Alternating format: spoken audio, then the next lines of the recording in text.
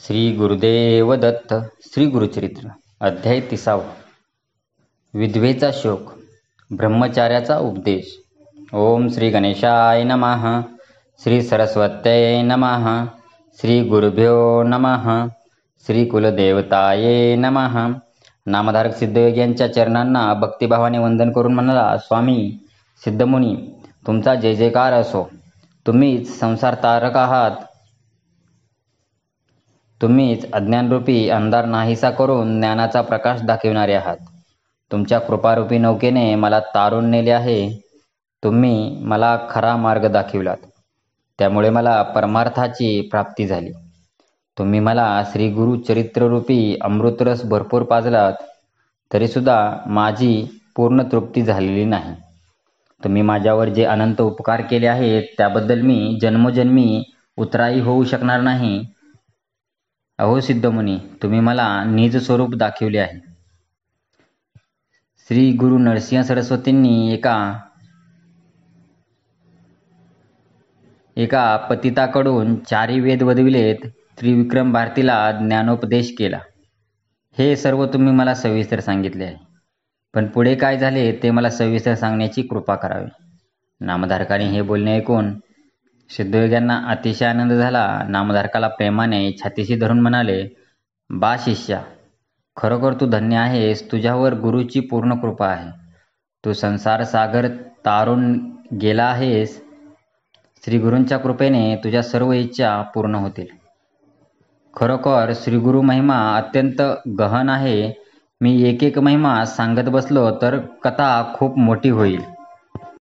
तरीसुद्धा तुला सारांश रूपाने सांगतो. श्री गुरु नरसिंह सरस्वती गाणगापुरात असताना त्यांची कीर्ती खूप दूरपर्यंत पसरली. अनेक लोक आपल्या अडचणी घेऊन श्रीगुरूंना भेटावयास येत असत.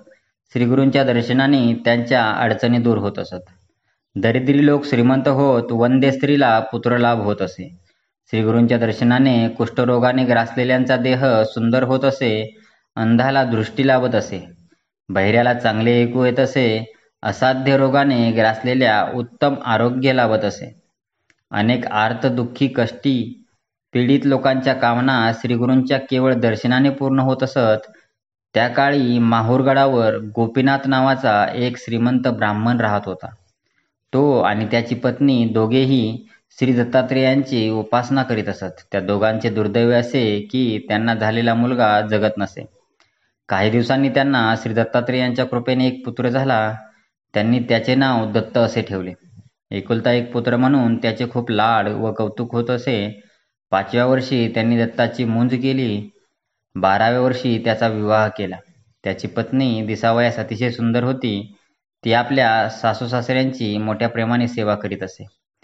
ती मोठी पतिव्रता होती, सुस्वभावी होती. दोघेही एकमेकावर जीवापाड प्रेम करीत असत.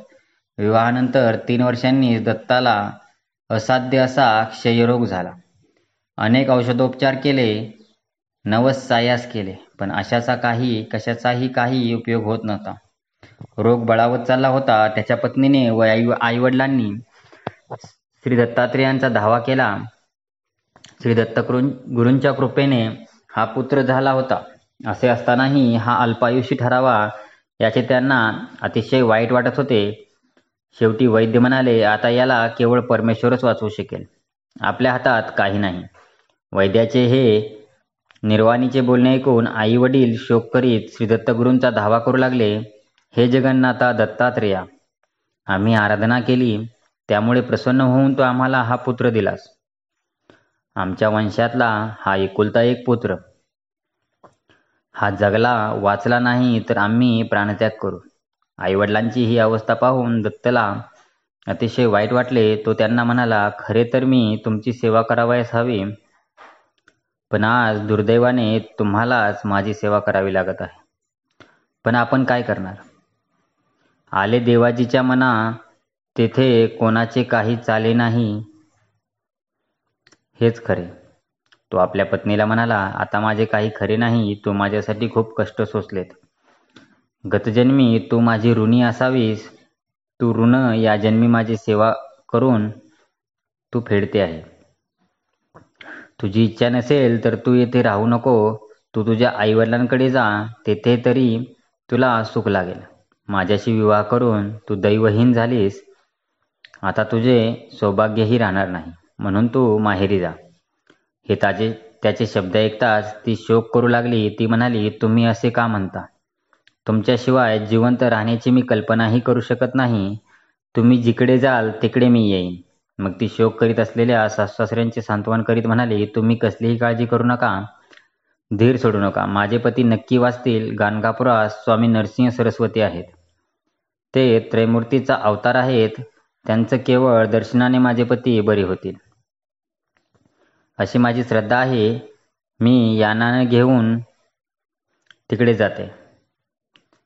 सासू-सासऱ्यांनी होय नाही करीत शेवटी नाईलाजाने परवानगी दिली. मग ती पतिव्रता सासू-सासऱ्यांच्या पाया पडून आपल्या आजारी पतीला एका डोलीत बसून मोठ्या प्रयासाने गाणगापुरास आली.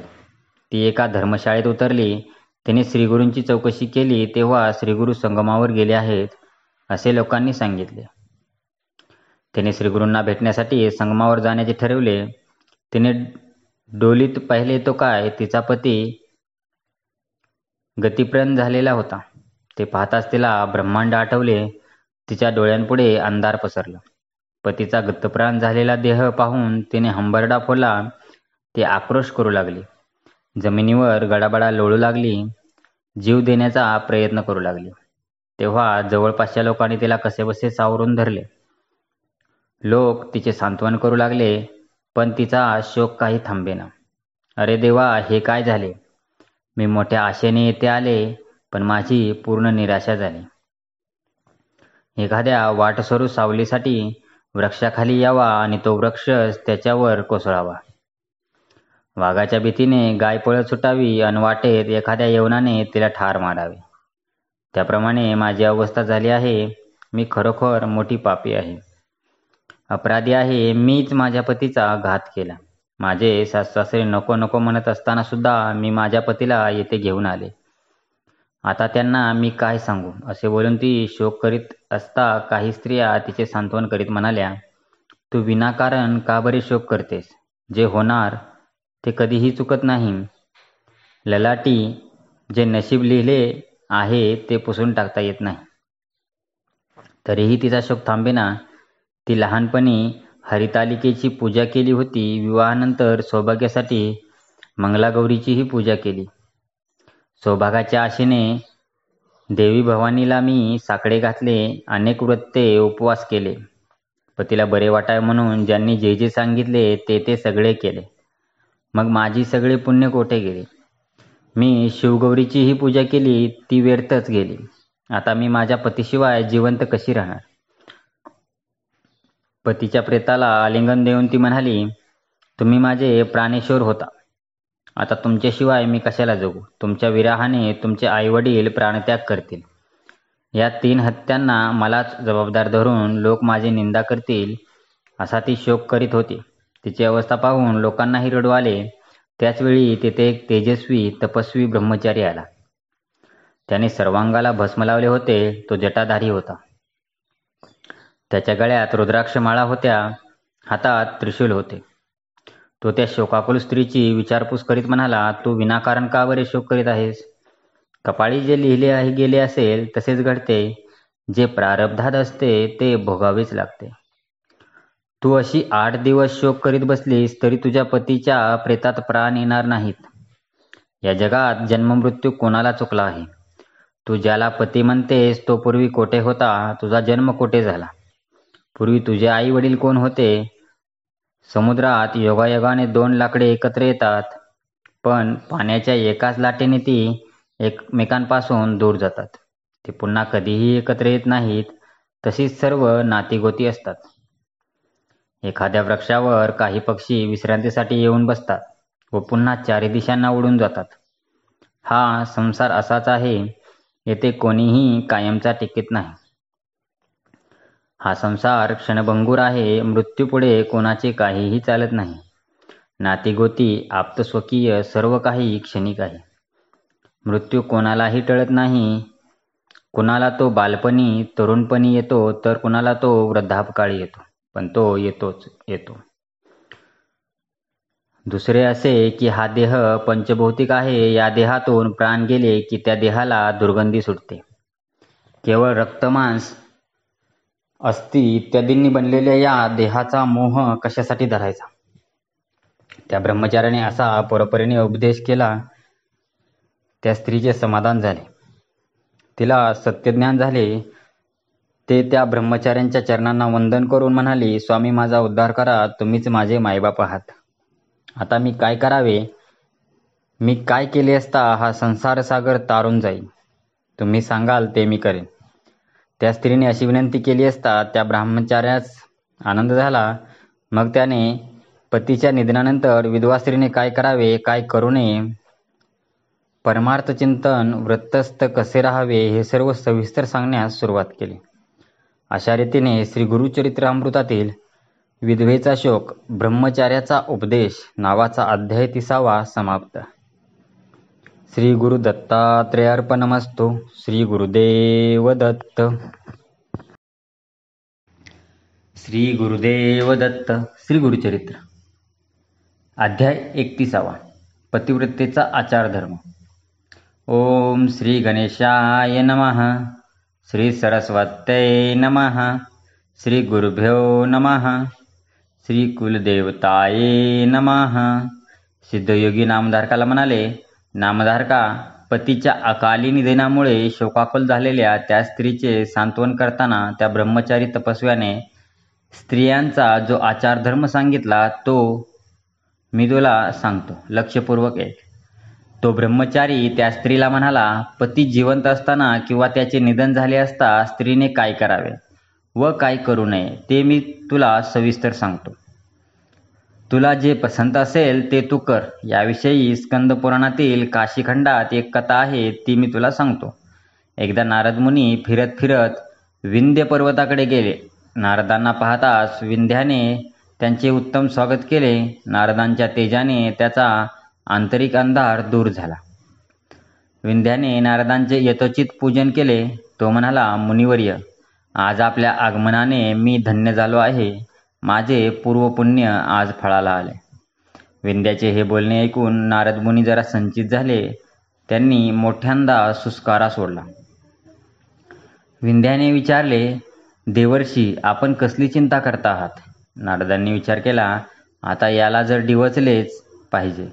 नारद मुनी म्हणाले, अरे विंध्या, तू खूप उंच आहेस हे खरे, पण सर्व पर्वतात मेरू पर्वत आधी उंच आहे. तू त्याच्या इतका उंच नाहीस.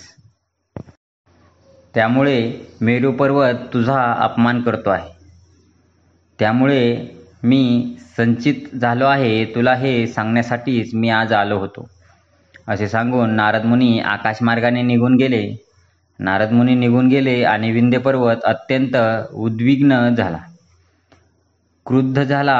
अहंकाराने तो ग्रासला. मेरू पर्वताचा तो द्वेष करू लागला.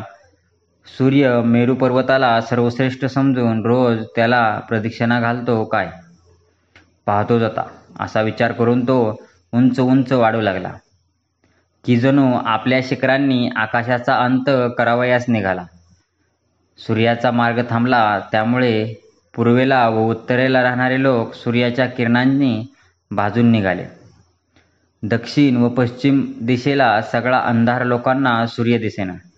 त्यामुळे सर्व यज्ञयाग बंद पडले. पंचयज्ञ कर्मांचा लोप झाला. त्यामुळे त्रिलोक्याचा थरकाप उडाला. सर्व देव भयभीत झाले. आता काय करावे, हे संकट कोण दूर करणार, असा प्रश्न त्यांच्यापुढे उभा राहिला. मग इंद्रादी सर्व देव ब्रह्मदेवाकडे गेले. ब्रह्मदेव त्यांना म्हणाले, देवांनो, मी तुमच्यावर प्रसन्न आहे. तुम्ही माझ्याकडे का आला आहात हे मला माहीत आहे. विंध्य पर्वत मेरू पर्वताशी स्पर्धा करीत आहे. त्यामुळे त्याने सूर्याचा मार्ग रोखला आहे. पृथ्वीवरील यज्ञयाग बंद पडले आहेत. हे संकट दूर करण्यासाठी मी तुम्हाला एक उपाय सांगतो. अगस्त्य हे थोर तपस्वी आहेत. ते सध्या काशी क्षेत्री तपश्चर्या करीत आहेत. तुम्ही सर्वजण त्यांच्याकडे जा. ते तुमचे संकट निवारण करतील.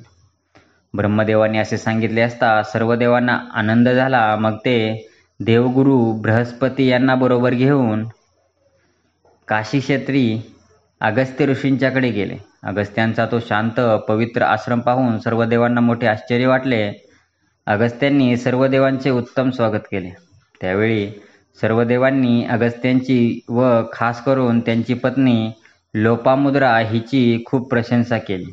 देव म्हणाले, मुनिवर्य, आपण सर्व ऋषीमुनींमध्ये श्रेष्ठ आहात. आपण त्रैलोक्यज्ञानी आहात. आपली प्रिय पत्नी लोपामुद्रा ही सुद्धा आपल्याप्रमाणेच पूज्य आहे.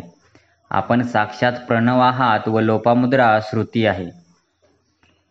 आपण मूर्तिमंत ताप आहात व ती क्षमा आहे. बृहस्पती म्हणाले, पूर्वीच्या काळी अनेक पतिव्रता होऊन गेल्या, पण त्यातील कोणीही लोपमुद्रेसारखी झाली नाही.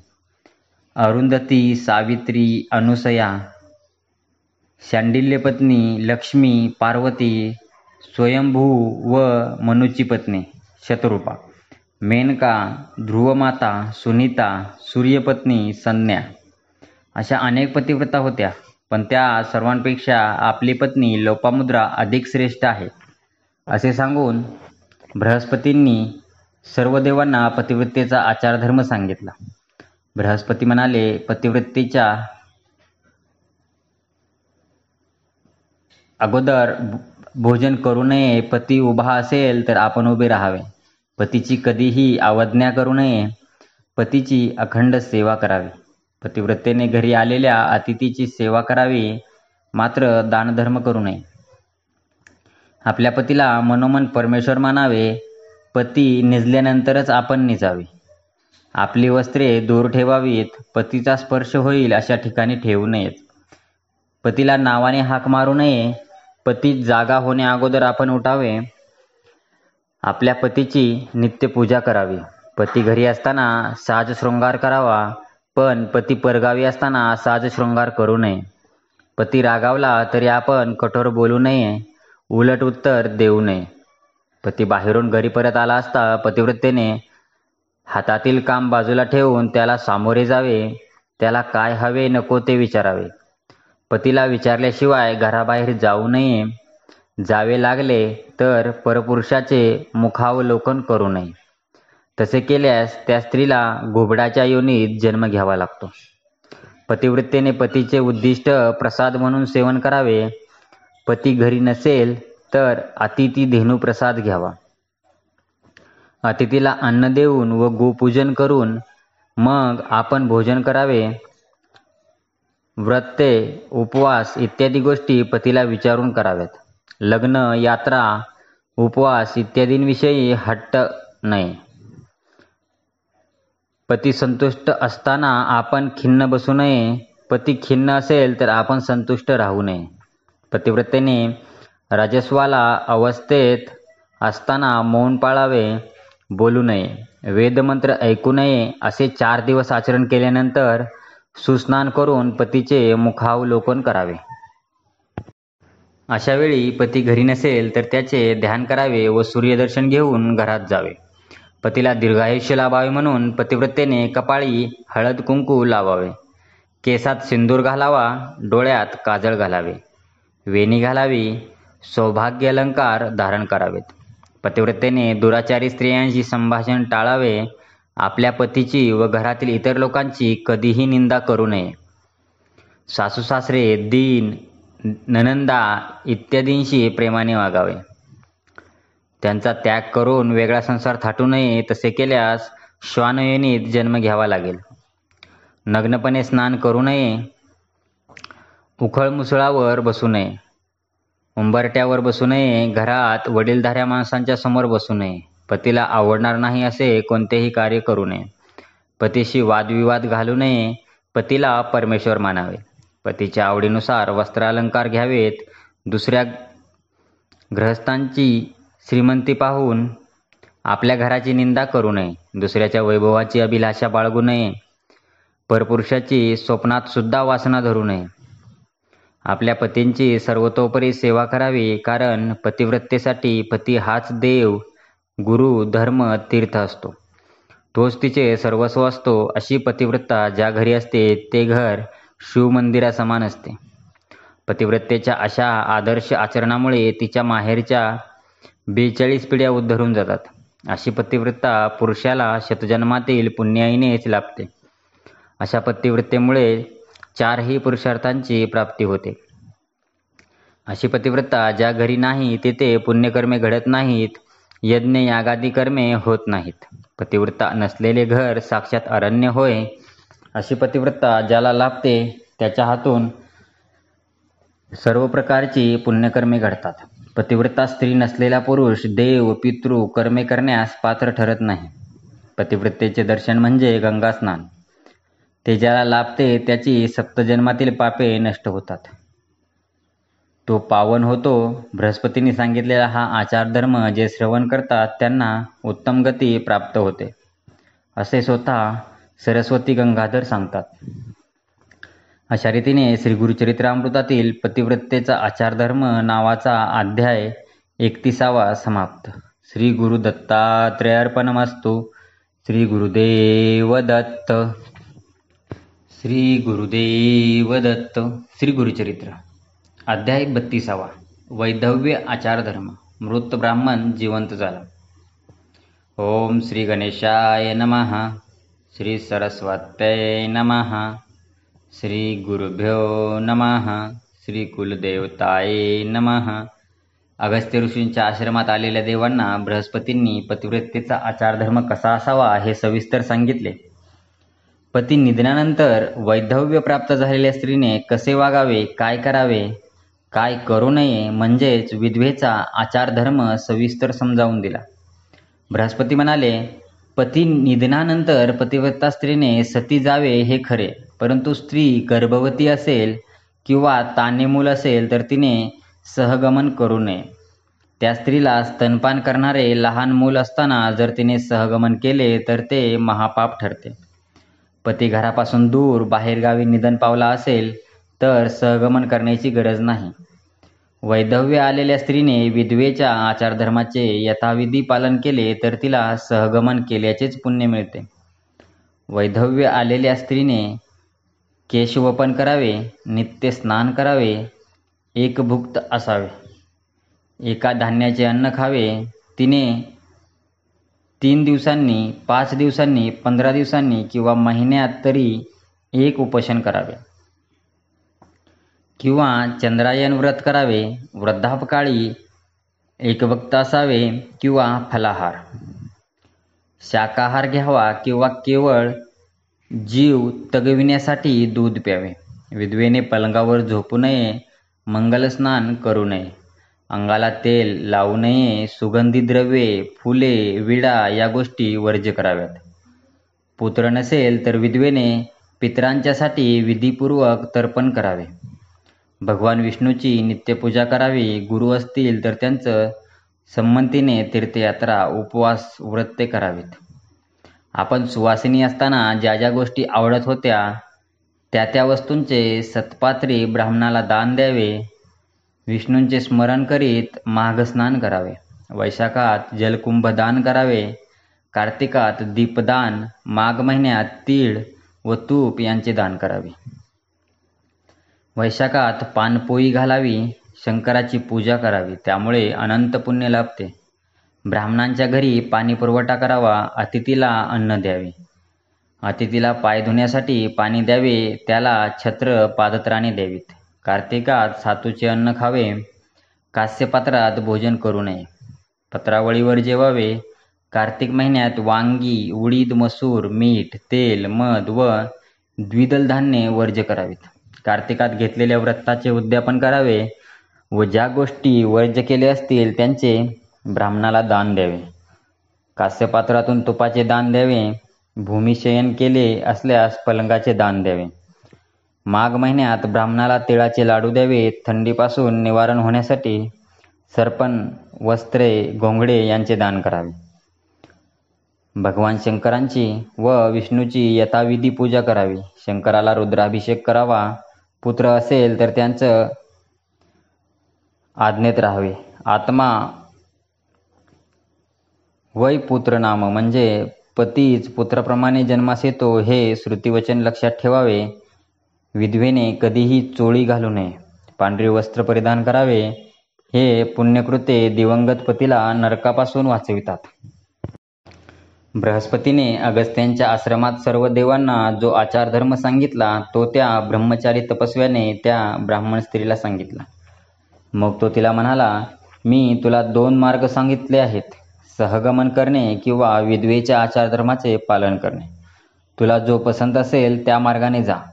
दोन्ही मार्ग परलोकाची प्राप्ती करून देणारे आहेत. तुझ्या ठिकाणी धैर्य असेल तर सहगमन कर किंवा विधवेच्या आचारधर्माचे पालन करीत राहा. दोन्हींचे पुण्य सारखेच आहे. ब्रह्मचार्याने असे सांगितले असता ती ब्राह्मण स्त्री हात जोडून म्हणाली, यती महाराज, मी खूप लांबून येथे आले आहे. माझ्याबरोबर माझ्या नात्यागोत्यातील कोणीही नाही. असे असताना तुम्ही माझे सांत्वन केलेत, मला सदुपदेश केलात. तुम्ही खरोखर माझे बंधू वडील आहात. तुम्ही मला 2 मार्ग दाखविलेत, पण विधवा म्हणून जगणे मला झेपणार नाही. मी तरुण आहे. कारण नसताना लोक माझी वाटेल तशी निंदा करतील, मला नको ते दूषणे देतील. मला वैधव्याने जगणे नकोसे होईल. त्यापेक्षा पतीबरोबर जाणेच योग्य ठरेल. मी सती जाण्यास तयार आहे. त्यावर तो ब्रह्मचारी म्हणाला, तुझी इच्छा असेल तसे कर.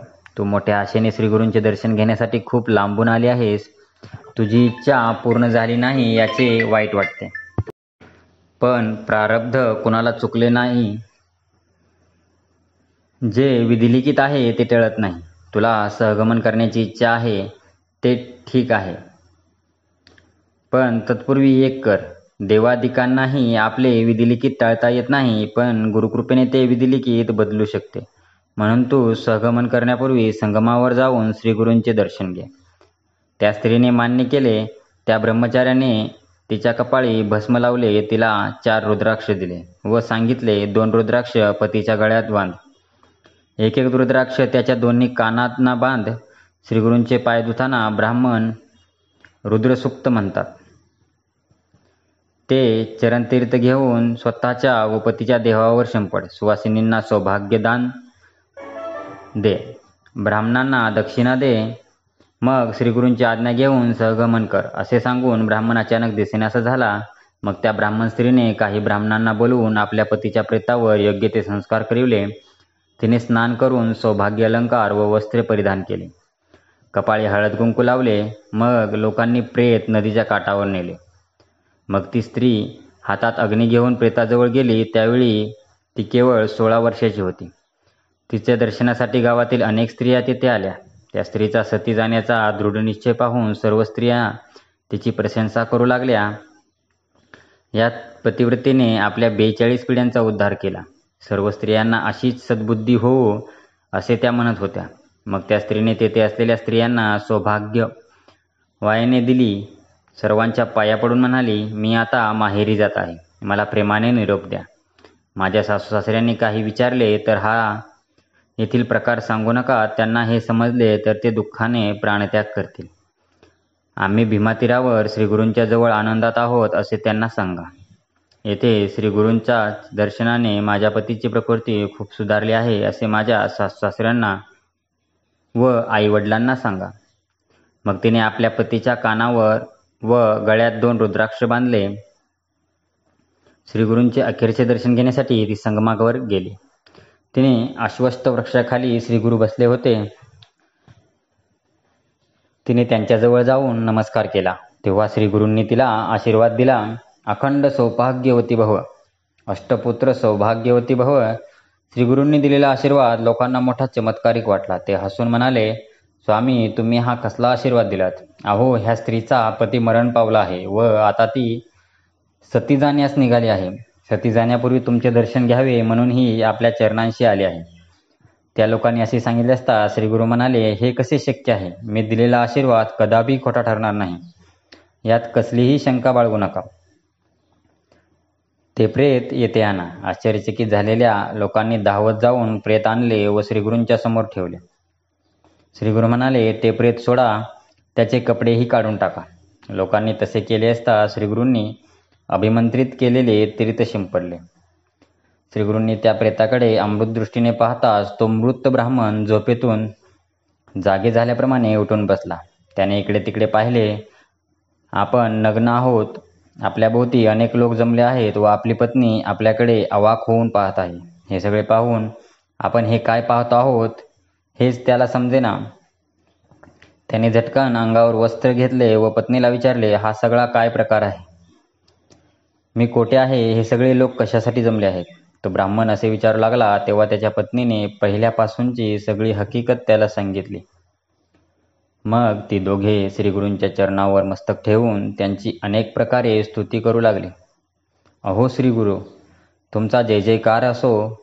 आम्ही केवळ पापी म्हणूनच आपणास विसरलो. तुम्ही ब्रह्मा विष्णू महेश स्वरूप आहात.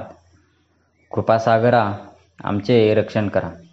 तुम्ही जगाचा उद्धार करण्यासाठीच मनुष्य वेशात पृथ्वीवर अवतीर्ण झाला आहात. सर्व भूत मात्री चराचरात तुम्ही आहात. आता आमचे रक्षण करा. आमच्या अपराधांची क्षमा करा. आता आम्हाला जन्म मरण नको. तुम्ही ज्याच्यावर कृपा होते त्यांचे चारी पुरुषार्थ सिद्धीला जातात. त्या ब्राह्मण पती पत्नींनी असे स्तवन केले असता प्रसन्न झालेले श्रीगुरू त्यांना म्हणाले, आता कसलीही चिंता करू नका. तुमचे सर्व दोष नाहीसे झाले आहेत. तुम्ही अष्टपुत्र पूर्णायुषी व्हाल. तुम्हाला चारी पुरुषार्थ प्राप्त होतील. शेवटी तुम्ही जीवनमुक्त व्हाल. तुम्हाला मोक्ष प्राप्त होईल. याचवेळी तेथे असंख्य स्त्री पुरुष जमले. ते आनंदाने श्रीगुरूंचा जय जयकार करू लागले. त्यांना वंदन करू लागले. त्यावेळी तेथे असलेल्या हीनबुद्धींचा ब्राह्मण श्रीगुरूंना म्हणाला, सर्व वेदशास्त्रे पुराणे सांगतात की विधिलिखित कधीही टाळता येत नाही. मनुष्याला त्याच्या प्रारब्धानुसार मृत्यू येतो. मग हा ब्राह्मण त्याच्या प्रारब्धानुसार मरण पावला असता तुम्ही जिवंत कसा झाला? पुन्हा जिवंत कसा झाला? त्यावर श्रीगुरू म्हणाले, मी सांगतो, ते नीट ऐक. या ब्राह्मणाला पुढचा जन्म जो येणार आहे त्यातील काही वर्षे आयुष्य या ब्राह्मणाला या जन्मी मिळावीत अशी विनंती मी ब्रह्मदेवाला केली व या ब्राह्मणासाठी 30 वर्षे मागून घेतली. श्रीगुरूंचे हे शब्द ऐकता सर्व लोक अक्षरशः अवाक झाले. प्रत्यक्ष विधिलिखित बदलण्याचे सामर्थ्य केवळ श्रीगुरूंच्या ठायी आहे. हे पाहून सर्व लोक श्रीगुरूंना वारंवार वंदन करू लागले. त्यांचा जय जयकार करू लागले. मग सर्वजण श्रीगुरूंना वंदन करून आपापल्या घरी गेले. त्या प्रसंगाने श्रीगुरूंची कीर्ती 10 दिशांना पसरली. मग त्या ब्राह्मण पती पत्नींनी संगमात स्नान करून श्रीगुरूंची यथासांग पूजा केली. मोठा दानधर्म केला. श्रीगुरूंची मनोभावे आरती केली. ही कथा सांगून सिद्धयोगी नामधारकाला म्हणाले, नामधारका, यानंतर एक मोठी अद्भुत कथा घडली. ती मी तुला सांगतो. लक्षपूर्वक ऐक. अशा रीतीने श्रीगुरुचरित्रामृतातील वैधव्य आचारधर्म मृत ब्राह्मण जिवंत झाला नावाचा अध्याय 32वा समाप्त. श्री गुरु दत्तात्रेयार्पणमस्तु. श्री गुरुदेव दत्त. श्री गुरुदेव दत्त. अध्याय 33वा. रुद्राक्ष महात्म्य. सुधर्म तारक आख्यान. ओम श्री गणेशाय नमः. श्री सरस्वत्यै नमः. श्री गुरुभ्यो नमः. श्री कुलदेवताये नमः. नामधारक सिद्धयोग्यांच्या चरणांना वंदन करून म्हणाला, तुम्ही यापूर्वी जी कथा सांगितली त्यातील ती ब्राह्मण सुवासिनी श्री गुरूंच्या बरोबर गाणगापुरातील मठात आली. मग पुढे काय झाले ते मला सविस्तर सांगा. नामधारकाने अशी विनंती केली असता सिद्धयोगी म्हणाले की श्रीगुरू मठात आल्यावर दुसऱ्या दिवशी प्रातःकाळी ती सुवासिनी श्रीगुरूंच्या दर्शनाला आली. श्रीगुरूंच्या चरणांना वंदन करून ती म्हणाली, माझ्या पतीला मृत्यू आला त्यावेळी एका ब्रह्मचार्याने येऊन मला परोपरीने उपदेश केला. मग मला 4 रुद्राक्ष दिले व ते प्रेताला बांधून प्रेतदहन करावे असे सांगितले. त्याचप्रमाणे रुद्रसुक्ताने केलेल्या अभिषेकाचे तीर्थ आणून ते प्रेतावर शिंपडावे असे सांगितले. अंतकाळी श्रीगुरू नरसिंहसरस्वतींचे दर्शन घ्यावे असे सांगून ते ब्रह्मचारी एकाकी निघून गेले. त्या सुवासिनीने असे सांगितले असता श्रीगुरू हसून म्हणाले, तुझा भक्तिभाव पाहून मीच ते रुद्राक्ष दिले होते. रुद्राक्षाचे महात्म्य फार मोठे आहे. ते मी तुला सविस्तर सांगतो. ते लक्षपूर्वक ऐक. श्रद्धेने किंवा श्रद्धा नसतानाही जो कोणी रुद्राक्ष धारण करतो त्याला कोणतेही पाप लागत नाही. रुद्राक्ष धारण केलेल्याने मिळणारे पुण्य केवळ असीम आहे. त्या पुण्याला दुसरी उपमाच नाही. जो मनुष्य 1000 रुद्राक्षांची माळ धारण करतो तो साक्षात रुद्र होतो. अशा माणसाला सर्व देव वंदन करतात व 1000 रुद्राक्ष मिळू शकले नाही तर 108 रुद्राक्षांची माळ गळ्यात धारण करावी. त्या माळेत नवरत्ने गुंफावीत. रुद्राक्ष हे सर्व पापनाशक आहे. ते हातांवर, दंडावर, मस्तकावर धारण करावेत. रुद्राक्षावर केलेला अभिषेक पूजेसमान फळ देणारा आहे. एकमुखी, पंचमुखी, एकादशमुखी, चतुर्दशीमुखी असे विविध प्रकारचे रुद्राक्ष असतात. रुद्राक्ष खरे अस्सल मिळाले तर उत्तमच. तसे मिळाले नाही तर कोणतेही रुद्राक्ष भक्तिभावाने धारण करावेत. त्यामुळे चतुर्विध पुरुषार्थाची प्राप्ती होते. या रुद्राक्षांचे महात्म्य किती मोठे आहे याविषयी एक प्राचीन कथा आहे, ती सांगतो. 1. पूर्वी काश्मीर देशात भद्रसेन नावाचा एक थोर राजा होता. तो अत्यंत न्यायकर्माने राज्य करीत असे. त्यामुळे त्याची प्रजा सदैव संतुष्ट असे. त्या राजाचा प्रधानसुद्धा अत्यंत चतुर, पंडित व विवेकी होता. भद्रसेन राजाला एक मुलगा होता. त्याचे नाव सुधर्म. प्रधानाच्या मुलाचे नाव होते तारक. ते दोघेही मुलगे जन्मताच मोठे शिवभक्त होते. अगदी लहानपणापासूनच ते वैराग्यशील होते. 5 वर्षाचे असतानाच त्यांना वैराग्य आले. त्यांना सुवर्णादींचे अलंकार किंवा भरजरी वस्त्रे आवडत नसे. ते शरीरावर रुद्राक्ष धारण करीत सर्वांगाला भस्म लावीत. ते सदैव एकांतात बसून शिवध्यान करीत असत. त्यांना सर्व प्रकारचे शिक्षण मिळाले होते. तरीसुद्धा त्यांनी आपले वैराग्य सोडले नव्हते. त्यामुळे राजाला व प्रधानाला मोठी काळजी होती. एके दिवशी पराशर ऋषी भद्रसेन राजाकडे आले. राजाने व प्रधानाने त्यांचे उत्तम प्रकारे स्वागत करून त्यांची यथासांग पूजा केली. त्यांना दिव्य वस्त्रा अलंकार अर्पण केले. मग राजाने त्या 2 मुलांच्या पत्रिका पराशरांना दिल्या. राजा हात जोडून म्हणाले, मुनिवर्य, आमच्या या दोन्ही मुलांना राजविलास आवडत नाही. हे अगदी विरक्त झाले आहेत. रुद्राक्षांवर व भस्मावर यांचे फार मोठे प्रेम आहे. हे दोघे सतत शिवध्यानात रंगलेले असतात. अशा परिस्थितीत हे पुढे राज्यकारभार कसा काय करणार याची आम्हाला चिंता वाटते आहे. पराशरांनी त्या 2 मुलांकडे निरखून पाहिले व सूर्यचंद्रासारखे तेजस्वी दिसत असले ते 2 पराशरांनी क्षणभर विचार केला व राजाला म्हणाले, राजा, हा दोघांचा पूर्वजन्म मला दिव्य दृष्टीने दिसत आहे. हे दोघे असे विरक्त का झाले आहेत, हे शिवभक्त का झाले व त्यांना रुद्राक्ष व भस्म का आवडते हे मी सांगतो, लक्षपूर्वक ऐका. पूर्वी नंदीग्रामात एक गणिका राहत होती. तिचे रूप लावण्य अप्सरेसारखे होते. तिचे वैभव एखाद्या राजा महाराजाला लाजवेल असे होते. असंख्य दासदासी तिची तत्परतेने मनोभावे सेवा करीत असत. ती वेश्या असली तरी थोर पतिव्रता होती. तिच्याकडे येणाऱ्या पुरुषाचा दिवस पूर्ण झाल्याशिवाय ती कोणालाही वश होत नसे. तिच्याकडे येणाऱ्या पुरुषाला साक्षात शिवशंकर मानून त्याची एकनिष्ठेने सेवा करीत असे. तिने आपल्या घरी मनोरंजनासाठी कुक्कुट, मरकट, कोंबडा व माकड पाळले होते. तिने त्यांच्या गळ्यात रुद्राक्ष बांधले होते. ती त्यांना आपल्या नृत्यशाळेत नृत्य शिकवित असे. त्या नृत्यशाळेत तिने शिवलिंगाची स्थापना केली होती. ती शिवपुराण श्रवण करू लागली की ते कुक्कुट व मरकटही लक्षपूर्वक ऐकत असत.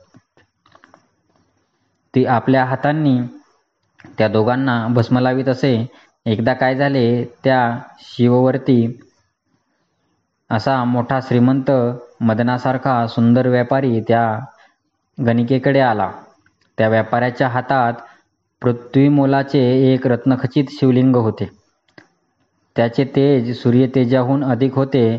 ते शिवलिंग पाहताच ती गणिका शिवभजन करू लागली. तिने त्या शिवलिंगाला भक्तिभावाने नमस्कार केला. मग त्या शिववृत्ती व्यापाऱ्याने ते शिवलिंग काढून गणिकेच्या हातात दिले. तो तिला म्हणाला, 3 दिवस 3 रात्र तू माझी धर्मपत्नी म्हणून राहावे. त्या काळात दुसऱ्या कोणाचीही सेवा करायची नाही. हे लिंग जपून ठेव. हे लिंग म्हणजे प्रत्यक्ष माझे प्राण आहेत. हे लिंग भंग पावले किंवा जळाले तर मी अग्निप्रवेश करीन. माझे हे अत्यंत कठोर व्रत आहे. या गणिकेने सर्व काही मान्य केले. तिने हे लिंग नाट्यशाळेच्या मध्यवर्ती स्तंभाला बांधून ठेवले. मग त्या दोघांनी मोठ्या आनंदात काळ घालवण्यास प्रारंभ केला. तो शिववृत्ती व्यापारी म्हणजे प्रत्यक्ष शंकर होते. त्या गणिकेची सत्वपरीक्षा पाहण्यासाठी त्यांनी मोठी लीला केली. त्यांच्याच आज्ञेने नाट्यशाळेला एकाकी मोठी आग लागली. वर वाहू लागला. बघता बघता आग सर्वत्र पसरली. उठ उठ लवकर, नाट्यशाळेला आग लागली आहे असे म्हणून त्या शिववृत्ती व्यापाऱ्याने त्या गणिकेला जागे केले. ती गणिका घाबरून उठली. अग्नीच्या ज्वाळा सगळीकडे पसरत होत्या. तशाही स्थितीत तिने धावत जाऊन कुकुट मर्कटांना सोडवण्याचा प्रयत्न केला, पण तेही त्या आगीत जळून गेले. मंडपाचा मधला खांबही जळाला. त्याला बांधलेले शिवलिंगही फुटून नष्ट झाले. थोड्या वेळाने अग्नी शांत झाला. त्या शिववृत्ती व्यापाऱ्याने गणिकेला विचारले, माझे दिव्य लिंग कुठे आहे? त्याने असे विचारताच ती गणिका भयंकर घाबरली. ती छाती बडबडून रडू लागली. ते लिंग जळून गेले होते. तो व्यापारी शोक करीत म्हणाला, माझे शिवलिंग नष्ट झाले. आता मी शिवलिंगासाठी माझे प्राण देतो. असे म्हणून त्याने अग्नी पेटविला आणि ओम नमः शिवाय असे म्हणून त्याने त्या अग्नीत उडी टाकली. त्या गणिकेने त्या व्यापाऱ्याला 3 दिवसासाठी आपला पती मानले होते. दुसऱ्या दिवशीच त्या व्यापाऱ्याने प्राणत्याग केला होता. म्हणून पतिव्रता असलेल्या त्या गणिकेने सती जाण्याचा निश्चय केला. तिने आपली सगळी संपत्ती ब्राह्मणांना दान केली. आपली अश्वशाळा, गजशाळा, प्रसाद या सर्वांचे दान केले. मग तिने स्नान करून भस्म लावले. शरीरावर रुद्राक्ष धारण केले. अंतःकरणात शिवध्यान केले व ओम नमः शिवाय असे म्हणून त्याच अग्नीत उडी टाकली. त्याच क्षणी अग्नीतून भगवान शंकर प्रकट झाले. कर्पूर गौर, त्रिशूलधारी, नीलकंठ, गजचर्मधारी, पंचमुख असे भगवान शंकर त्या अग्नीतून प्रकट झाले. त्यांनी त्या गणिकेला वरचेवर झेलले. ते स्मितहास्य करीत तिला म्हणाले, मीच व्यापाऱ्याचे रूप धारण करून माझ्यावरील निश्चल भक्ती पाहून मी तुझ्यावर प्रसन्न झालो आहे. तुला हवा असेल तो वर माग. त्यावेळी ती गणिका अत्यंत नम्रतेने भगवान सदाशिवांना साष्टांग प्राणिपात करून म्हणाली, प्रभो, तुम्ही जर माझ्यावर प्रसन्न असाल तर माझ्या संपूर्ण नगराचा उद्धार करा. या सर्वांना कैलासपद प्राप्त व्हावे. मला नित्य आपल्या सान्निध्य वास्तव्य करावयास मिळावे. मला माझ्या सर्व दासदासींसह यापुढे पुनर्जन्म नसावा. भगवान शंकर तथास्तु म्हणाले. त्याच क्षणी तेथे असलेल्या दिव्य विमानातून सर्वजण आकाशमार्गे कैलास लोकास गेले. ही कथा सांगून पराशर मुनी भद्रसेनाला म्हणाले, राजा, आता तुमच्या 2 मुलांविषयी सांगतो. हे दोघे इतके विरक्त कशामुळे झाले आहेत? हे सतत शिवभजनात दंग का असतात? हे सर्वांगाला भस्म का लावतात? रुद्राक्ष का धारण करतात? असे तुमचा प्रश्न आहे. त्याचे उत्तर 1. हे दोन्ही कुमार पूर्वजन्मी त्या गणिकेचे कुकुट मर्कट होते. त्यांच्या गळ्यात रुद्राक्ष बांधलेले होते. त्यांच्या शरीराला भस्म लावले जात असे व त्या दोघांना नित्य शिवलीला ऐकावयास मिळत असे. त्या पूर्वपुण्याईने ते कुकुट मर्कट आता सुधर्म व तारक म्हणून जन्मास आले आहेत. हे पुढे उत्तम प्रकारे राज्य करतील व शिवभक्तीमुळे तुमचा उद्धार करतील. सगळ्या प्रजेला शिवभजनाला लावतील. हे दोघे कुकुट मर्कट असताना विरक्त स्वभावाचे होते. ते विरक्ती अंशात्मक रूपाने या जन्मात त्यांना प्राप्त झाली आहे. म्हणूनच ऐश्वर्यात असूनही त्यांना रुद्राक्ष आवडतात. या दोघांचे पूर्वपुण्य अगाध आहे. पराशरांच्या या उत्तराने भद्रसेनाला व प्रधानाला अतिशय आनंद झाला. त्यांनी पराशरांच्या पायावर लोटांगण घातले. मग भद्रसेनाने पराशरांना एक गहन प्रश्न विचारला. त्यांचे पराशरांनी जे उत्तर दिले ते सिद्धमुनी नामधारकास पुढील कथेत सांगणार आहेत. अशा रीतीने श्री गुरुचरित्रामृतातील रुद्राक्ष महात्म्य सुधर्म तारक आख्यान नावाचा अध्याय 33वा समाप्त. श्री गुरु दत्तात्रेयार्पणमस्तु. श्री गुरुदेव दत्त. श्री गुरुदेव दत्त. श्री गुरुचरित्र अध्याय 34वा. रुद्राध्याय महात्म्य. श्री गणेशाय नमः. श्री सरस्वत्यै नमः. श्री गुरुभ्यो नमः. श्री कुलदेवताय नमः. श्री गुरु नरसिंह सरस्वती त्या ब्राह्मण पती पत्नीला म्हणाले, पराशर ऋषींनी भद्रसेन राजाला रुद्राक्ष महिमा सांगून त्याच्या पुत्राचे व प्रधानपुत्राचे पूर्वजन्माचे चरित्र सविस्तर सांगितले. ते ऐकून राजाला अतिशय आनंद झाला. पराशरांच्या चरणावर लोटांगण घालून तो म्हणाला, मुनिवर्य, माझ्या पुत्राचा पूर्वजन्म वृत्तांत तुम्ही सांगितलात. गतजन्मी माझा पुत्र सुधर्म व प्रधानपुत्र तारक हे दोघे कुकुट मर्कट होते.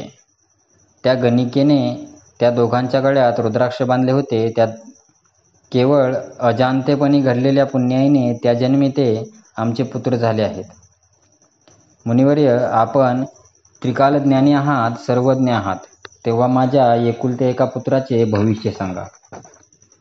माझ्या पुत्राला किती आयुष्य आहे ते सांगण्याची कृपा करावी. राजाने असे विचारले असता पराशरांनी क्षणभर मौन धारण केले. थोडा विचार केला. मग ते राजाला म्हणाले, राजा, मी आता जे सांगतो ते अत्यंत कटू असले तरी सत्य आहे आणि ते ऐकून तुम्ही सर्व दुःखसागरात बुडून जाल याची कल्पना आहे. परंतु सत्य काय आहे ते सांगितले पाहिजे, नाहीतर माझ्या ज्ञानाला कमीपणा येईल, माझ्या साधनेला दोष लागेल. तुझी ऐकण्याची तयारी आहे ना? राजा म्हणाला, भावी घटनांची कल्पना आली तर काहीतरी उपाय करून अनिष्ट असेल ते टाळता येईल अशा आशेने मी विचारित आहे. जे असेल ते सांगा. पराशर म्हणाले, मग एक तर तुझा हा मुलगा अल्पायुष्य आहे. तुझ्या पुत्राला 12 वर्षे झाली आहेत.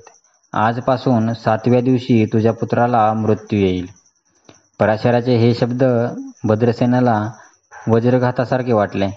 तो एकाएकी बेशुद्ध पडला. थोड्या वेळाने शुद्धीवर आल्यावर तो गडबडा लोळत शोक करू लागला. तो पराशराचे पाय धरून विनवण्या करू लागला, मुनिवर्य, मला या दुःखापासून वाचवा. काहीही करून माझ्या मुलाचा अकाली मृत्यू टाळा. राजाचा तो शोक पाहून पराशरांना त्याची दया आली. ते भद्रसेनाला समजावीत म्हणाले, राजा, असा धीर सोडू नकोस. या संकटावर मात करायची असेल तर त्या शूलपाणी शिवशंकराला शरण जा. त्याची आराधना कर. त्या शिवाच्याच इच्छेने ही सृष्टी निर्माण झाली आहे. ब्रह्मदेवाने विश्व निर्माण करावे यासाठी स्वतःच शंकरांनी ब्रह्मदेवाला 4 वेदांचा उपदेश केला. या 4 वेदांचे सार म्हणजे रुद्राध्याय व हा रुद्राध्याय म्हणजे प्रत्यक्ष मीच आहे असे स्वतःच शंकरांनीच सांगितले आहे. त्या शंकराच्या आराधनेचा उत्तम उपाय म्हणजे रुद्राध्यायी प्रार्थनेचा सतत पाठ करणे. या रुद्राध्यायाचे जे कोणी भक्तिभावाने परमश्रद्धेने श्रवण पठण करतील त्यांच्या दर्शनाने इतर लोक उद्धरून जातील. हा रुद्राध्याय शंकरांनी ब्रह्मदेवांना सांगितला. ब्रह्मदेवांनी इतर ऋषींच्या मुखाने पृथ्वीवर आणला. त्या शतरुद्रियापेक्षा श्रेष्ठ मंत्र दुसरा नाही. सर्व पापे, अपमृत्यू आणि दुरिते नष्ट करणारा हा 4ही पुरुषार्थ प्राप्त करून देणारा हा रुद्राध्याय मंत्र आहे. कामक्रोधादी विकारांपासून घडणारी सर्व प्रकारची पापे रुद्राध्यायाच्या प्रभावाने नष्ट होतात. रुद्राचा पाठ करणाऱ्याच्या समोर येण्यास सुद्धा यमदूत घाबरतात. मात्र हा रुद्राचा जप गर्वाने उभे राहून निजून अपवित्रपणे श्रद्धेशिवाय करू नये. रुद्राभिषेकाचे जल जे तीर्थ म्हणून प्राशन करतात त्यांना पापे शिवत नाहीत. रुद्र म्हणून शिवपूजन करणारा शतायुषी होतो. मी तुला उपाय सांगतो. तो केलास तुझ्या पुत्राचे आयुष्य वाढेल, गंडांतर टळेल. यासाठी भगवान शंकरावर 10,000 रुद्रावर्तनांची अभिषेक कर. 100 घटांची स्थापना कर. त्यात दिव्य वृक्षाची पाने ठेव व ते जल अभिमंत्रित करून त्याने मुलावर सिंचन कर. नित्य 10,000 रुद्रावर्तने कर. त्याला तीर्थप्राशन करू दे. म्हणजे तुझा मुलगा 10,000 वर्षे जगेल. पराशरांनी असे सांगितले असता भद्रसेन राजाने विद्वान ब्राह्मणांना बोलावून रुद्रानुष्ठान सुरू केले. शंकरावर अभिषेक सुरू केला. त्या अभिषेक जलाने राजपुत्राला स्नान घातले. हे रुद्रानुष्ठान अखंड 7 दिवस चालू होते. 7व्या दिवशी राजपुत्र अचानक बेशुद्ध पडला. ते पाहताच पराशरांनी त्याच्यावर अभिषेकाचे जल शिंपडले. ब्राह्मणांनी दिलेल्या मंत्राक्षता त्याच्यावर टाकल्या. त्यावेळी सूक्ष्मरूपाने तेथे आलेले यमदूत राजपुत्राच्या जवळ येऊ शकले नाहीत. त्यांनी यमपाश टाकून प्राण खेचण्याचा प्रयत्न केला, पण त्याचा काहीही उपयोग झाला नाही. त्यावेळी दंडधारी शिवदूत तेथे आले. त्यांनी यमदूतांना झोडपून काढून पळवून लावले. त्यामुळे राजपुत्र शुद्धीवर आला. ते पाहून भद्रसेनच्या डोळ्यातून आनंदाश्रू वाहू लागले. पराशरांना आनंद झाला. ते राजाला म्हणाले, राजा, आपण जिंकलो. तुझ्या पुत्रावरील मृत्यूचे गंडांतर गेले. मग त्यांनी सुधर्माला विचारले, बाळा, जे काही झाले त्यातले तुला काही आठवते का? सुधर्म म्हणाला, एक महाभयंकर काळपुरुष मला पकडून नेण्याच्या बेतात होता. त्याचवेळी 4 दिव्य पुरुष धावत आले. ते दोघेही शिवशंकरासारखे दिसत होते. त्यांनी त्या काळपुरुषापासून माझी सुटका केली. ते ऐकताच राजा भद्रसेन भगवान शंकरांचा जय जयकार करू लागला. नगरात सगळीकडे आनंदोत्सव सुरू झाला. राजाने भरपूर दानधर्म केला. सर्व ब्राह्मणांना भोजन व दक्षिणा देऊन त्यांचे आशीर्वाद घेतले. पराशरांना महासनावर बसवून त्यांचा मोठा सन्मान केला. त्याचवेळी नारदमुनी तेथे आले. राजाने त्यांचा सन्मान करून विचारले, मुनिवर्य, आपण अवघ्या त्रैलोक्यात संचार करता, तेव्हा आपणास काही अपूर्व असे आढळले का?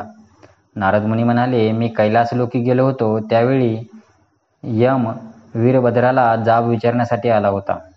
माझ्या दूतांना शिवदूतांनी पिटाळून का लावले असे यमाने विचारले असता वीरभद्र त्याला म्हणाला, तू भद्रसेनच्या मुलाला कोणाच्या आज्ञेने नेत होतास?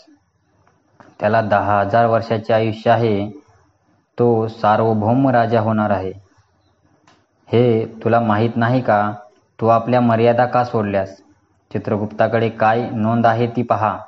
मग यमाने चित्रगुप्ताला खुलासा विचारला. तेव्हा चित्रगुप्त सुधर्माची पत्रिका पाहून म्हणाला, येथे या राजपुत्राला 12 वर्षे आयुष्य आहे असे लिहिले आहे.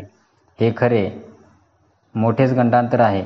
पण नंतर येथेच मोठ्या पुण्याईने व रुद्रानुष्ठानाने ते गंडांतर चुकवून हा 10,000 वर्षे राज्य करेल असे लिहिले आहे. हे ऐकताच यम वीरभद्राला नमस्कार करून निघून गेला. या पराशरांच्या सामर्थ्याने व रुद्रानुष्ठानाने तुझ्या पुत्राने मृत्यूलाही जिंकले आहे असे सांगून नारदमुनी नारायण नारायण म्हणत आकाशमार्गाने निघून गेले. पराशरांनीही राजाचा निरोप घेतला. त्या ब्राह्मण पतीपत्नीला ही कथा सांगून श्री गुरु नरसिंह सरस्वती म्हणाले, रुद्रानुष्ठानाचे व रुद्राक्ष धारण केल्याचे महात्म्य असे मोठे अद्भुत आहे. सिद्धयोगी नामधारकाला म्हणाले, म्हणून तर श्रीगुरूंचे रुद्रावर फार प्रेम आहे. श्रीगुरु रुद्रस्वरूप आहेत, म्हणून रुद्रध्यायाने त्यांची पूजा करावी. अशा रीतीने श्रीगुरुचरित्रामृतातील रुद्राध्याय महात्म्य नावाचा अध्याय 34वा समाप्त. श्री गुरु दत्तात्रेयार्पणमस्तु. श्री गुरुदेव दत्त. श्री गुरुदेव दत्त. श्री गुरुचरित्र अध्याय 35वा. कचदेव यांनी कथा. सोमवार व्रत. सीमंतिनी आख्यान. ओम श्री गणेशाय नमः. श्री सरस्वते नमः. श्री गुरुभ्यो नमः. श्री कुलदेवताये नमः. नामधारक सिद्धयोग्यांच्या पाया पडून म्हणाला, स्वामी, श्री गुरूंनी त्या ब्राह्मण पतीपत्नीला रुद्राध्यायाचे महात्म्य सविस्तर सांगितले. मग पुढे काय झाले ते मला सविस्तर सांगा. श्री गुरुचरित्र ऐकण्यास माझे मन आतुर झाले आहे. नामधारकाने अशी विनंती केली असता सिद्धयोगी म्हणाले, नामधारका, त्यानंतर एक अपूर्व घटना घडली. ज्या स्त्रीचा अमृतपती श्रीगुरूंच्या कृपेने जिवंत झाला ती पतिव्रता हात जोडून श्रीगुरूंना म्हणाली, स्वामी, आता आमची गती काय? आमचा उद्धार कसा काय होईल? आम्हाला काहीतरी उपदेश करा. मला एखादा मंत्र द्या, त्यामुळे तुमच्या चरणांचे स्मरण निरंतर राहील. त्यावर श्रीगुरू म्हणाले, स्त्रियांना मंत्र देण्याची गरज नाही. त्यांनी आपल्या पतीची मनोभावे सेवा करावी, हेच त्यांचे कर्तव्य आणि हीच त्यांची परमेश्वर उपासना. स्त्रियांना कधीही मंत्र देऊ नये. त्यांना मंत्रोपदेश दिला तर मोठी संकटे येतात. पूर्वी दैत्यगुरू शुक्राचार्यांना याचा अनुभव आला होता. त्यावर ती स्त्री हात जोडून म्हणाली, स्त्रियांना मंत्राचा अधिकार नाही असे का म्हणता? ते का? शुक्राचार्यांना कोणता अनुभव आला ते मला सविस्तर सांगा. त्या स्त्रीने अशी विनंती केली असता श्रीगुरू म्हणाले, त्याविषयीची एक कथाच मी तो सांगतो. ते एक. पूर्वी देवदैत्यांची सतत युद्धे होत असत. दैत्य सैन्य युद्धात पडले की दैत्यांचे गुरु शुक्राचार्य संजीवनी मंत्राने त्यांना पुन्हा जिवंत करीत असत. मग पुन्हा युद्ध सुरू होत असे. देवांचा सेनापती इंद्र आपल्या वज्रप्रहाराने दैत्यसेनेला ठार मारत असे. शुक्राचार्य लगेच संजीवनी मंत्राने दैत्यांना जिवंत करीत असे. मग दैत्य देवसेनेवर हल्ला करीत असत. असे सतत घडत होते. दैत्यांचा पराभव करणे देवांना कठीण होऊन बसले होते. मग इंद्राने कैलास लोकात जाऊन शुक्राचार्यांविषयी तक्रार केली. तू ताबडतोब जा व त्या शुक्राचार्याला पकडून येथे आण. शंकरांनी अशी आज्ञा करताच नंदी धावतच शुक्राचार्यांकडे गेला. त्यावेळी शुक्राचार्य ध्यान करीत बसले होते. नंदीने त्यांना आपल्या तोंडात धरले व शंकरांच्याकडे आणले. शंकरांनी तत्काळ शुक्राचार्यांना उचलून व आपल्या तोंडात टाकून गिळले. हे समजताच भयभीत झालेले दैत्य आकांत करू लागले. कित्येक दिवस शुक्राचार्य मूत्रातून बाहेर पडले व निघून गेले. शंकरांच्या ते लक्षातच आले नाही. पूर्वी त्यांचे नाव शुक्र होते. शंकराच्या पोटात त्यांचा उद्भव झाला म्हणून त्यांना भार्गव असे नाव पडले. शुक्राचार्य दैत्यांकडे गेला व मंत्राचा प्रयोग करू लागला. इंद्रापुढे मोठाच प्रश्न उभा राहिला. आता यावर उपाय करायचा असा विचार करीत तो देवगुरू बृहस्पती यांना भेटला. तो बृहस्पतींना म्हणाला, गुरुवर्य, शुक्राचार्य संजीवनी मंत्राने दैत्यांना पुन्हा पुन्हा जिवंत करतो. त्यामुळे आम्हाला दैत्यांचा नाश करता येत नाही. त्या शुक्राचार्यासारखे मंत्र सामर्थ्य आपल्याकडे नाही. देवाची शक्ती गेली तर ती पुन्हा प्राप्त होत नाही. असेच सतत ते चालू राहिले तर देवांचा संपूर्ण नाश होईल व अवघ्या त्रैलोक्यावर दैत्यांचे राज्य येईल. तुम्ही सर्व देवांना पूज्य वंदनीय आहात. तुम्ही जर आमच्यावर कृपा केली तर शुक्राचे तुमच्यापुढे काहीही चालणार नाही. तो तुमची बरोबरी करू शकणार नाही. इंद्राने अशी प्रार्थना केली असता देवगुरू बृहस्पती इंद्राला म्हणाले, देवेंद्रा, यावर एकच उपाय आहे. शुक्राचा तो संजीवनी मंत्र षटकर्णी केला असता शुक्राचे काही एक सामर्थ्य राहणार नाही. आता आपल्यापैकी एखाद्याला विद्यार्थी असा ब्राह्मण करून शुक्राकडे पाठवावे. तो आत्मसंरक्षणासाठी संजीवनी मंत्र शिकेल. त्यावर इंद्र म्हणाला, तुमचा पुत्र कच आहे. त्यालाच विद्याभ्यासाच्या निमित्ताने शुक्राकडे पाठवावे. तो शुक्राची मनोभावे सेवा करील व मोठ्या युक्तीने त्याच्याकडून संजीवनी मंत्र मिळवेल. असे झाले तर फारच छान होईल. इंद्राची ही योजना बृहस्पतींना एकदम पसंत पडली. त्यांनी कचाला बोलावून सांगितले, तू विद्यार्थी म्हणून शुक्राकडे जा. त्याच्याकडे देवाची खूप निंदा कर. मी देवांना कंटाळून आपणास शरण आलो आहे.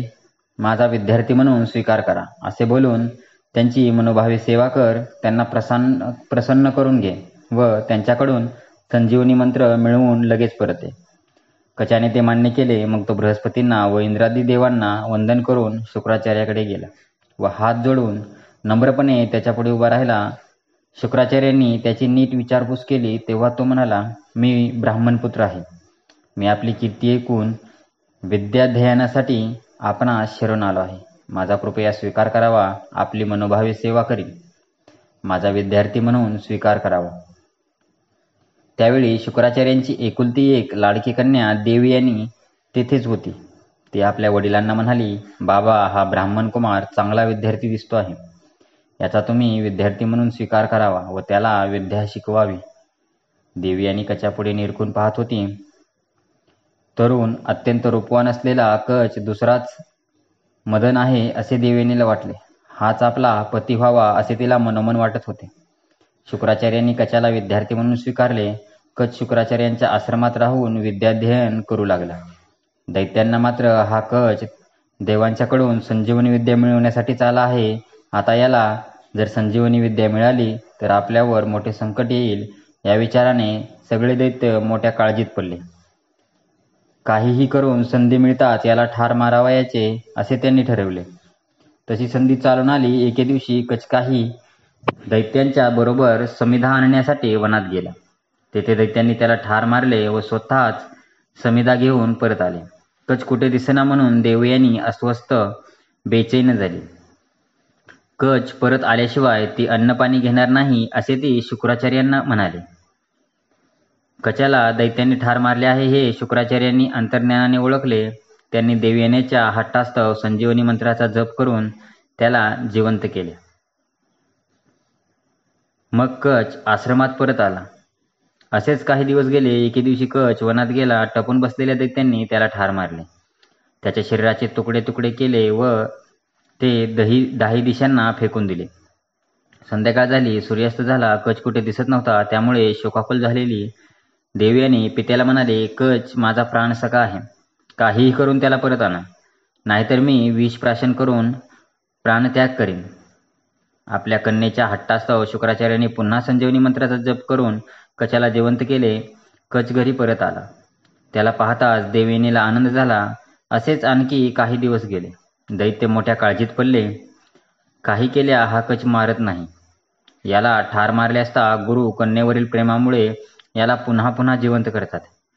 मग दैत्यांनी एक भयंकर कृत्य केले. त्यांनी कचाला बाहेर नेऊन ठार मारले. शुक्राचार्यांना मद्यपानाची सवय होती, म्हणून दैत्यांनी कचाच्या हाडांचेही चूर्ण करून ते जाळून त्याचे भस्म तयार केले व ते मद्यात चांगले मिसळून ते शुक्राचार्यांना प्यायला दिले. आता काही झाले तरी कच जिवंत होणार नाही या विचाराने सगळे दैत्य आनंदित झाले. कच दिसेना म्हणून देवयानी रडू लागली. त्याला परत आणा असा पित्याला आग्रह करू लागली.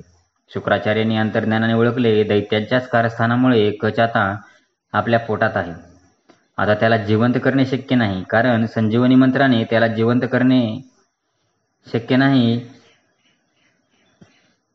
संजीवनी मंत्राने जर त्याला जिवंत केले तर तो आपले पोट फाडून येणार, म्हणजे आपणास मरण येणार.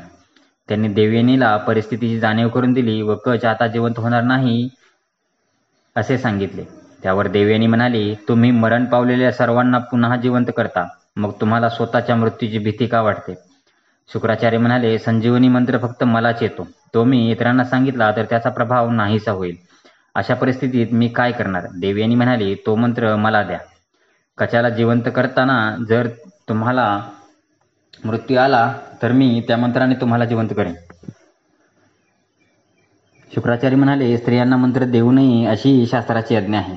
पतिसेवा हा स्त्रियांसाठी मंत्र आहे. त्यांनी मंत्रजप करू नये. त्यांनी मंत्रजप केला तर मोठा अनर्थ घडतो. त्या मंत्राचे सामर्थ्य कमी होते, म्हणून मी तुला संजीवनी मंत्र देऊ शकत नाही. हे ऐकताच देवयानीला राग आला. ती म्हणाली, असे असेल तर तुमचा मंत्र तुमच्याशी घेऊन बसा. मी कचाशिवाय एक क्षणपरी जिवंत राहू शकणार नाही. आता मी प्राणत्याग करते. क्रोधाने बोलून ते एकेकी बेशुद्ध पडली. शुक्राचार्यांची देवयानीवर अतिमाया.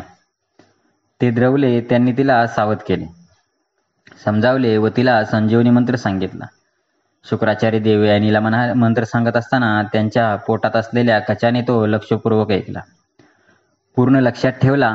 तो शुक्राचार्यांचे पोट फाडून बाहेर आला. देवयानीने मंत्र जपून शुक्राचार्यांना जिवंत केले. कचाने तो मंत्र 3 वेळा म्हणून लक्षात ठेवला. ज्या कार्यासाठी तो आला होता ते त्याचे कार्य झाले होते. मग तो शुक्राचार्यांच्या पाया पडून म्हणाला, गुरुदेव, तुमच्या कृपेने मला सर्व विद्या प्राप्त झाल्या, पण येथील दैत्य माझा द्वेष करतात व मला ठार मारतात, म्हणून मी येथे राहणे योग्य नाही. मी आता परत जातो. शुक्राचार्यांनाही मोठ्या आनंदाने त्याला निरोप दिला. कच जाऊ लागला. तेव्हा देवयानी त्याचा हात पकडून म्हणाले, माझे तुझ्यावर प्रेम आहे. माझा पत्नी म्हणून स्वीकार कर. कच म्हणाला, देवयानी तू गुरुकन्या आहेस म्हणजे तू माझी बहीण ठरतेस. शिवाय तू संजीवनी मंत्र पित्याकडून घेऊन मला पुनर्जन्म दिला आहेस म्हणजे एका अर्थाने तू माझी माता ठरतेस. म्हणून तू हा अयोग्य विचार मनात काढून टाक. मी तुझ्याशी विवाह करू शकणार नाही. माझा हात सोड, मला जाऊ दे. कचाचे हे शब्द ऐकताच देवयानी अतिशय संतापली. तू मोठा अपेक्षाभंग झाला होता. त्या रागाच्या भरात तिने कचाला शाप दिला. तुला मिळालेली संजीवनी विद्या ती तात्काळ विसरशील. तू माझी घोर निराशा केलीस, तुला मिळालेली विद्या व्यर्थ जाईल. त्यावर कच म्हणाला, तू मला व्यर्थ शाप दिलास. मीही तुला सांगतो, कोणीही ब्राह्मण तुला वरणार नाही. तुझा विवाह ब्राह्मणेतर पुरुषाशी होईल. तुझ्या पित्याने तुला संजीवनी मंत्र दिला खरा, पण तो षटकर्णी झाल्यामुळे यापुढे तो निष्फळ ठरेल. असा देवयानीला प्रतिशाप देऊन कच स्वर्गलोकाला गेला. इंद्रासह सर्व देवांना मोठा आनंद झाला. ही कथा सांगून श्री गुरु त्या स्त्रीला म्हणाले, पतिसेवा हाच स्त्रियांसाठी महामंत्र आहे. स्त्रियांना मंत्र देऊ नये. त्यांनी व्रतोपवास करावा. त्यांनी पतिसेवा करावी. त्यावर ती स्त्री म्हणाली, स्वामी तुमचे वचन प्रमाण. तुम्ही सांगाल तसे आम्ही करू. जो गुरूंच्या आज्ञेनुसार वागत नाही तो नरकात जातो. आता आम्ही कोणते व्रत करू ते मला सांगा. अशी तिने विनंती केली असता भक्तवत्सल श्रीगुरूंनी तिला एक व्रत सांगितले. श्रीगुरू म्हणाले, तुला जे व्रत मी सांगणार आहे ते व्रत पूर्वी सुतांनी ऋषींना सांगितले. ते व्रत म्हणजे सोमवार व्रत. हे शिव उपासनेचे व्रत स्त्री, पुरुष, तरुण, तरुणी सर्वांनी करावे. भगवान शंकराच्या आराधनेने हे सोमवार व्रत केले असता आपल्या सर्व इच्छा पूर्ण होतात. वेदोक्त किंवा पुराणोक्त मंत्रांनी भगवान शंकरांची यथासांग पूजा करावी. नक्त भोजन उपवास करावा. विधवा स्त्रीनेही हे व्रत करावे. याविषयी स्कंद पुराणातील एक कथा सांगतो. ही कथा श्रवण केली असता असाध्य ते साध्य होते. सिद्धयोगी नामधारकाला म्हणाले, नामधारका, श्रीगुरूंनी त्या ब्राह्मण पतिपत्नीला एक प्राचीन कथा सांगितली. तीच सीमंतिनीची कथा मी तुला सांगतो, ती लक्षपूर्वक ऐक. एकदा नैमिषारण्यात सर्व ऋषींनी पुराणकार सुतांना विचारले, सर्व व्रतामध्ये उत्तम व्रत कोणते? तेव्हा सूत म्हणाले, भगवान सदाशिवांचे सोमवार व्रत हे श्रेष्ठ व्रत आहे. भगवान शिवांची भक्ती स्वर्ग व मोक्ष देणारी आहे. जर प्रदोषादी गुणांची युक्त अशा सोमवारी शिवपूजन केले तर त्याचे महात्म्य अधिक आहे. जे केवळ सोमवारी शिवपूजा करतात त्यांना इहपरलोकी दुर्लभ असे काहीच नाही. सोमवारी उपासपूर्वक पवित्र अंतकरणाने भगवान सदाशिवाची पूजा करावी. ब्रह्मचारी, गृहस्थ, कन्या अथवा विधवा अशा कोणीही भगवान शिवाची पूजा केल्यास त्यांच्या सर्व इच्छा पूर्ण होतात. त्याविषयी एक कथा सांगतो. ती श्रवण केली असता मोक्षप्राप्ती होते. त्याच्या मनात शिवभक्तीची इच्छा निर्माण होते. ही कथा स्कंदपुराणात आली आहे. ती अशी: पूर्वी आर्यावर्तात चित्रवर्मा नावाचा एक थोर, गुणवान, धर्मशील राजा होता. तो महापराक्रमी व न्यायप्रिय होता. तो भगवान विष्णूंचा व शिवाचा परमभक्त होता. त्याला एक अत्यंत सुंदर मुलगी झाली. ती मुलगी जन्मास येताच त्या विद्वान ज्योतिषाने तिचे भविष्य वर्तविले. तो ज्योतिषी म्हणाला, राजा, आपली कन्या सीमंतिनी नावाने प्रसिद्ध होईल. ही पार्वतीप्रमाणे मंगल, दमयंतीप्रमाणे सुंदर व सरस्वतीप्रमाणे सर्व कालानी निपुण व लक्ष्मीप्रमाणे अत्यंत सद्गुणी होईल.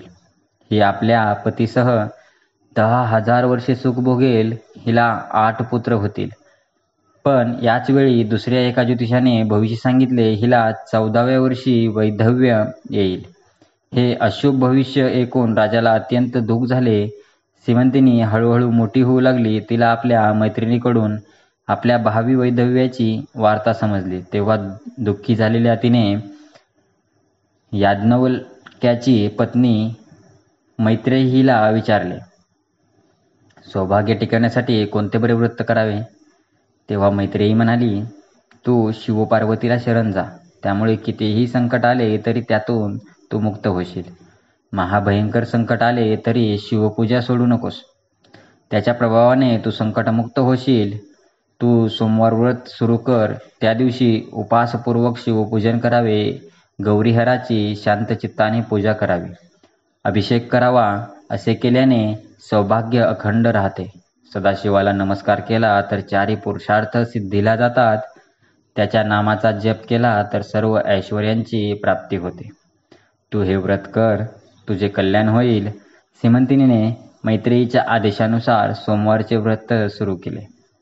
काही दिवसांनी निषद देशाचा राजा इंद्रसेन याच्या चंद्रागत नावाच्या पुत्राशी सीमंतिनीचा मोठ्या थाटात विवाह झाला. विवाहानंतर काही दिवस चंद्रागत सीमंतिनीच्या माहेरीच राहिला. एके दिवशी जलक्रीडा करण्यासाठी तो यमुनेवर गेला, परंतु अकस्मात नाव उलटून चंद्रागत नदीत बुडाला. या दुर्घटनेमुळे सर्व लोक दुःखसागरात बुडाले. चित्रवर मात्र दुःखाने वेढत झाला. सीमंतिनीवर तर तो वज्रघातच झाला होता. पतिनिधनामुळे दुःखाकुल झालेल्या सीमंतिनीने अग्निप्रवेश करून पतीकडे जाण्याचे ठरविले, परंतु वडिलांनी तिची समजूत घालून अग्निप्रवेश करण्यापासून परावृत्त केले. सीमंतिनी आता वैधव्य जीवन जगू लागली. मैत्रिणीने सांगितलेले सोमवार व्रत तिने अत्यंत श्रद्धेने निष्ठेने वैधव्यातही चालू ठेवले. अशा प्रकारे केवळ 14व्या वर्षी दारुण दुःख प्राप्त झालेली सीमंतिनी भगवान सदाशिवाचे सतत स्मरण करू लागली. इकडे पुत्रशोकाने वेड्या झालेल्या इंद्रसेनाचे राज्य त्याच्या शत्रूने बळकावले व इंद्रसेनाला पत्नीसह कारागृहात कोंडले. चंद्रगत यमुनेच्या डोहात बुडाला. तो खाली खाली गेला. तेथे त्याला नागकन्या जलक्रीडा करीत असलेल्या दिसल्या. चंद्रगताला पाहून आश्चर्यचकित झालेल्या नागकन्यांनी त्याला पाताळलोकात तक्षक नागाकडे नेले. तक्षकाने त्याची मोठ्या प्रेमाने विचारपूस केली, तेव्हा चित्रांगद म्हणाला, पृथ्वीवर निषद नावाचा प्रसिद्ध देश आहे. त्या देशात पुण्यश्लोक नलराजा होऊन गेला. त्याचा पुत्र इंद्रसेन, त्या इंद्रसेनाचा मी पुत्र आहे. माझे नाव चंद्रागत. मी माझ्या विवाहानंतर पत्नीच्या माहेरी काही दिवस राहिलो होतो. एके दिवशी यमुनेत मी जलक्रीडा करीत असता पाण्यात बुडालो. नागस्त्रियांनी मला येथे आणले आहे. आपण अत्यंत प्रेमाने माझी विचारपूस केल्यामुळे मी धन्य झालो आहे. तक्षक म्हणाला, राजपुत्रा, तू घाबरू नकोस, धैर्य कर. मला सांग, तू कोणत्या देवाची आराधना करतोस? चंद्रागत म्हणाला, विश्वात्मा उमापती भगवान शिवाची मी सदैव पूजा करतो.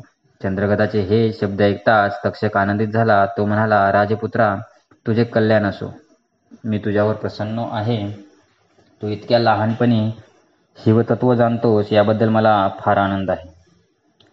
आता तू येथेच राहा. येथे मृत्यूची भीती नाही, रोग नाही, कसलीही पीडा नाही. येथे तू सुखाने राहा व सर्व सुखांचा उपभोग घे. चंद्रागत हात जोडून म्हणाला, नागराज, माझा विवाह झालेला आहे. माझ्या आईवडिलांना मी एकटाच आहे. माझ्या मृत्यूमुळे ते शोकाकुल झाले असतील, त्यामुळे मी येथे सुखोपभोगात राहणे योग्य नाही. मनुष्यलोकात पोहोचवा.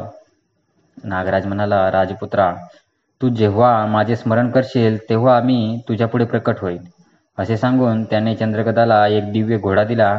त्याशिवाय अनेक रत्न अलंकार व दिव्य वस्त्रे भेट देऊन म्हणून दिली. चंद्रागत त्या घोड्यावर स्वार होऊन यमुनेच्या बाहेर आला.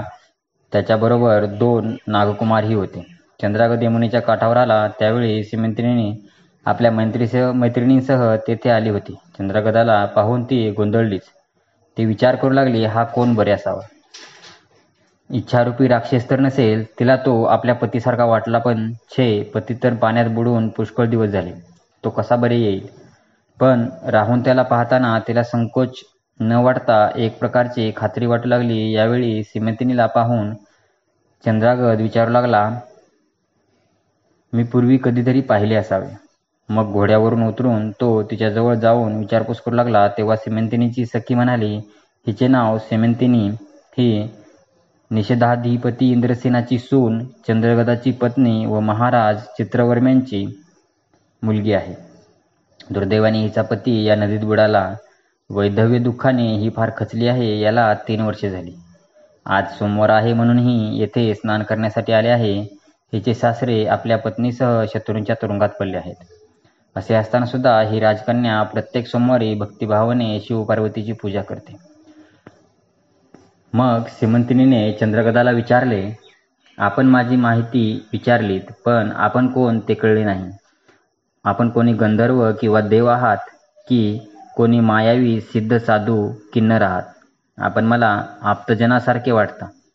आपण कोण आहात? असे तिने विचारले व पतीच्या आठवणीने ती शोकाकुल झाली. चंद्रगदालाही अतिशय दुःख झाले. आपल्या दुःखावर आवर घालून तो म्हणाला, मी तुझ्या पतीला पाहिले आहे. माझे नाव सिद्ध असे आहे. तुझ्या व्रताच्या प्रभावाने तुझा पती नक्की परत येईल. तो माझा मित्र आहे. 3 दिवसांनी तो तुला भेटेल. तू चिंता व दुःख करू नकोस. चंद्रगदाच्या या बोलण्याने सीमंतिनी अधिकच शोक करू लागली. तिला मनोमन वाटत होते, हाच आपला पती असावा. पण तिने पुन्हा विचार केला, छे, हे शक्य नाही. पाण्यात बुडलेला आपला पती परत कसा येणार? खोटी आशा बाळगण्यात काहीच अर्थ नाही. पण मैत्रेयीने सांगितल्याप्रमाणे मी सोमवार व्रत करीतच आहे. भगवान शंकर प्रसन्न झाले तर काहीही अद्भुत होऊ शकते, असा ती विचार करीत होती. त्याच वेळी चंद्रागद घोड्यावर बसून आपल्या राज्यात गेला. नदीत बुडालेला चंद्रागद घोड्यावर बसून परत आला आहे व त्याला तक्षकाचे सामर्थ्य लाभले आहे हे समजताच भयभीत झालेल्या शत्रूने चंद्रागदाला त्याचे राज्य सन्मानपूर्वक परत दिले. त्याच्या मातापित्यांची सुटका केली. आपला पुत्र परत आला आहे हे समजताच इंद्रसेनाच्या डोळ्यावाटे आनंदाश्रू वाहू लागले. सर्व नागरिक, मंत्री, पुरोहित चंद्रगदाला सामोरे गेले. इंद्रसेनाने चंद्रगदाला पोटाशी धरले. चंद्रगदाने मातापित्यांना व इतर सर्वांना वंदन केले. मग त्याने राजसभेत बसून आपली पहिल्यापासूनची सर्व हकीकत सविस्तर सांगितली. ते ऐकून इंद्रसेनाला अतिशय आनंद झाला. आपल्या सुनेने सौभाग्यप्राप्तीसाठी सोमवार व्रत करून भगवान शंकराची आराधना केली, त्याचेच हे फळ आहे. याबद्दल इंद्रसेनाची खात्री पटली. त्याने लगेच ही शुभवार्ता आपल्या दूताकरवी चित्रवर्म्याला कळवली. ही अमृत वार्ता ऐकून राजा चित्रवर्मा आनंदाने अगदी वेडा झाला.